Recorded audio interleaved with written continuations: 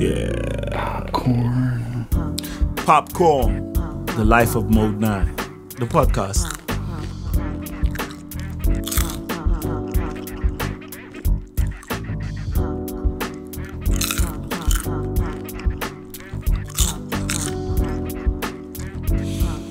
So yeah, I moved to Lagos in January 2005. Now, I was a Lagos dude before going to Abuja. I was brought up in Lagos. When we came back from London, we lived in Lagos, man. For most of my life, I've been in Lagos. So, but I actually started doing my music proper. Like, people started like taking note of Modenine from when I was doing my music in Abuja. So they just clearly thought that, hey, he's from the north. When I went to Lagos and I do the little interviews here and there, they always ask me one question: hey, when are you gonna go back? I was like, I just realized that if I tell them I'm not going back, there's a problem. So I'll be like, I'm going back next week. So I was always lying to them, like, I'm going back next week. So I think after like a few weeks, I started getting, cash flow was low. I stayed in my brother's house, and sometimes I'll be inside the house. I'll be in the house just sitting down, man, depressed. And my brother will come, man, aren't you going out? I'm like, I'm not going out. And he would just give me some money. He was like, yo, you have to go out. You know, if nothing good will come to you sitting down at home. Now, this was before social media, before we had our phones, before we could jump on TikTok, Instagram, Facebook, before you could do stuff with people. But now you can be at home and not leave your house and make all the money, do all the trading you want, do your Forex, do your videos, do your YouTube, do your mukbang, your ASMR. You can do it from home now. But back then, you couldn't do squat diddly. You couldn't do nothing. So all I used to do was, I didn't even have a laptop then. I didn't own a laptop.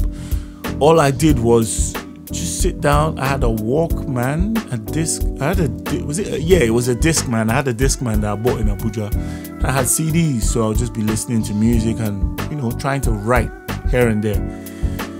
So I used to go hang out with Sound Sultan and Babadee. Now listen, Babadee, years before 2005, like 3 years before then, in 2002, when I left Abuja for a couple of months, and I was in Lagos, I hung out with Sultan and Babadee. They gave me my first paid show.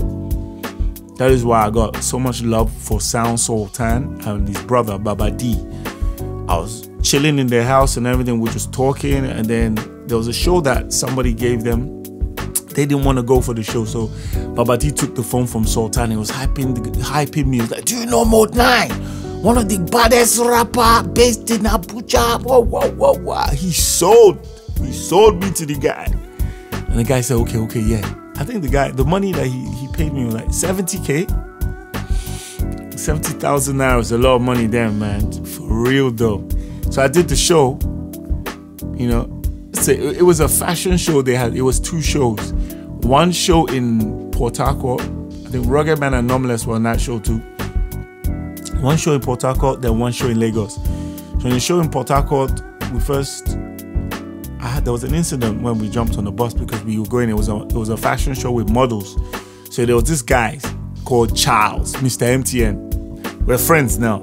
But then I didn't know who the hell he was, man. I was like, who the hell is this guy? I wanted to sit in the front. He wanted to sit in front. He just looked at me and he didn't know me. He was like, get down. I was like, get down what, man? I'm sitting down here. You're going to have to pull me down, man. It's going to be a thing. So the organizers just came, Modenine, no, Modenine, don't travel with the models. No, come and travel inside the car. So they took me and the car was actually very comfortable. I was in front. I was like, woo, this is way better than traveling. This is way better than traveling in that bus with the models. This is way better. And I have to hear all the noise because there were a lot of all these female models. There were a lot of them. And then the guys were like, probably like 4. And they were all talking. There was a guy, Gideon. I think he's he was the junior brother of a girl that I went to school with, Matilda.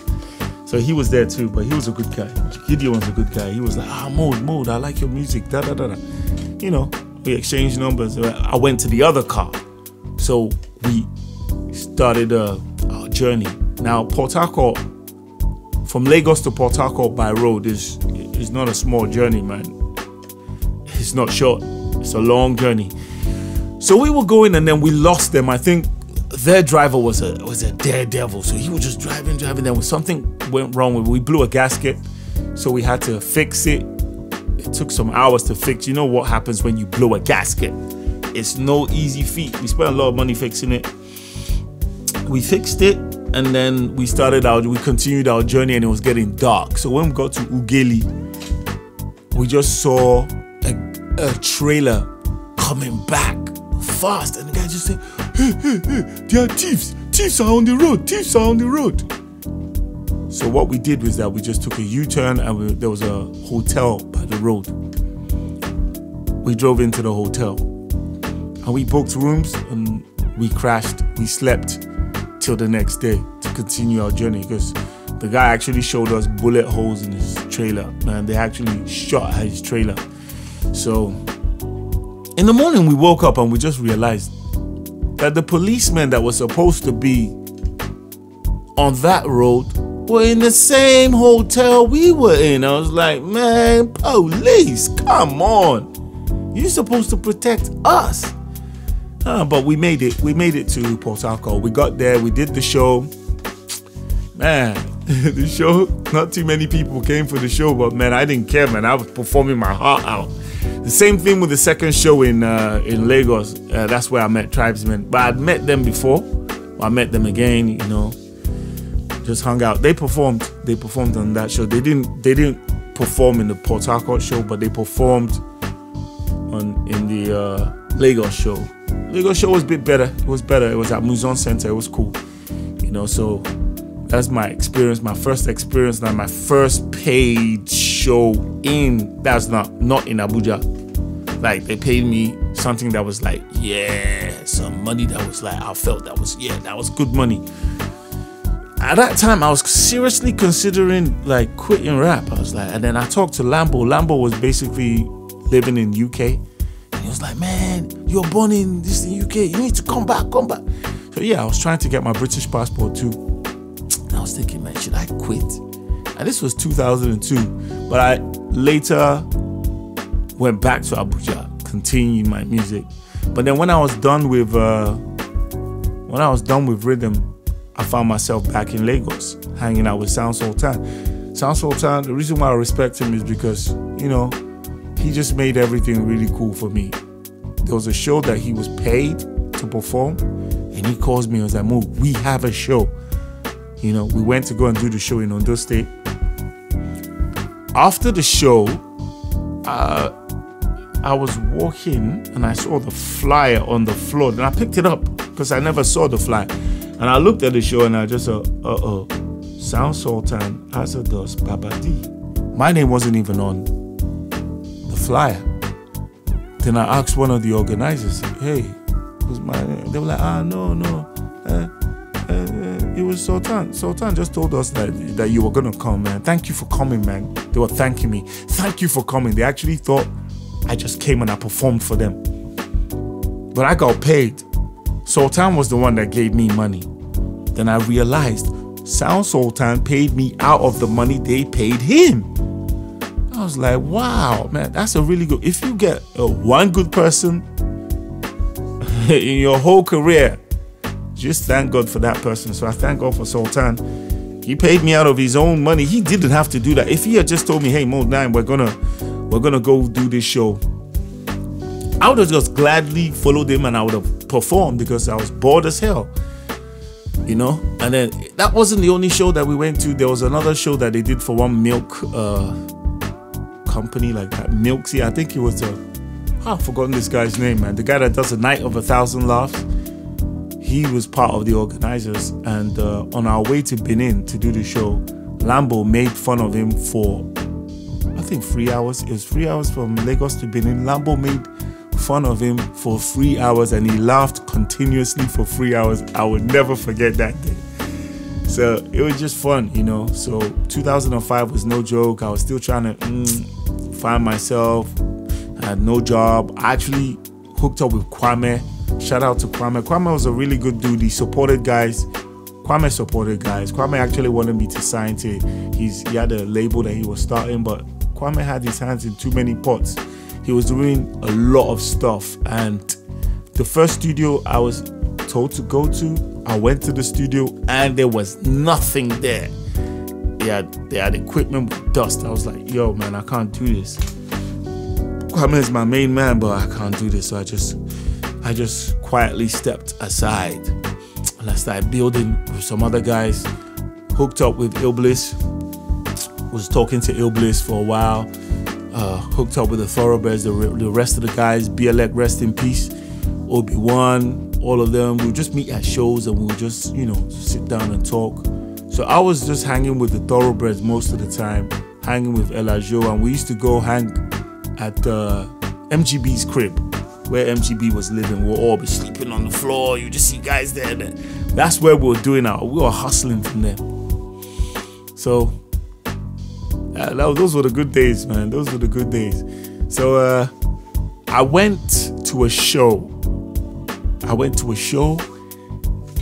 And it was this dude, Benga Shokefun. I knew Benga from when I was living in Abuja by that time. I went, they had a guru of a gangster came to Nigeria, rest his soul. That was in 2002, I think, 2002. Guru of Gangster. So it was Benga that organized the main show. The main show had Sheyi Shodimu, Idris Abdul Karim, and then Guru, I think. But then after that, he decided to do something for the hip-hop heads. So we went there to rap, audition, and then, yeah, we got on the show.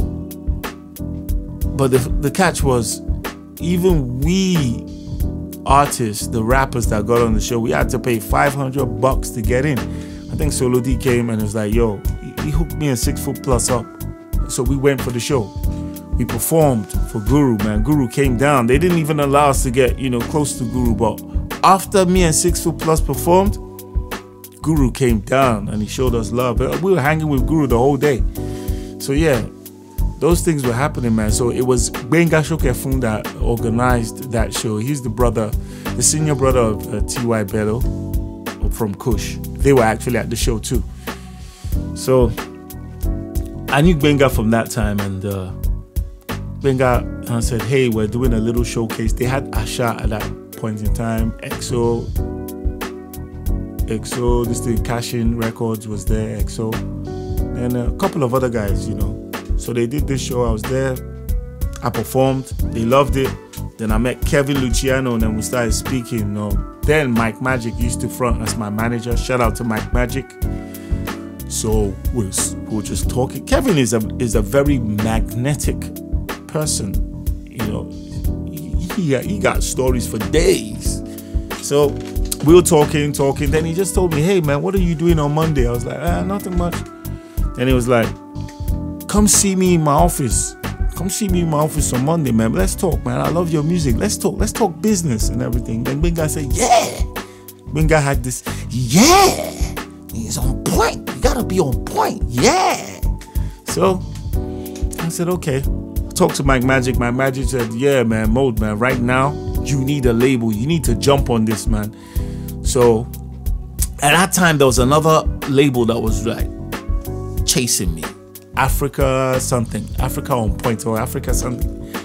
Africa Unite. Nah, I forgot the name of the label. They were chasing me. You know, it was J-Boy, Eddie Remedy's brother knew the guy. So he told me, yeah, the guys are serious. But me, I was like, the first person that shows that interest, boom, man, I'm on it. So on the next episode, I'm going to talk about how I signed to Question Mark.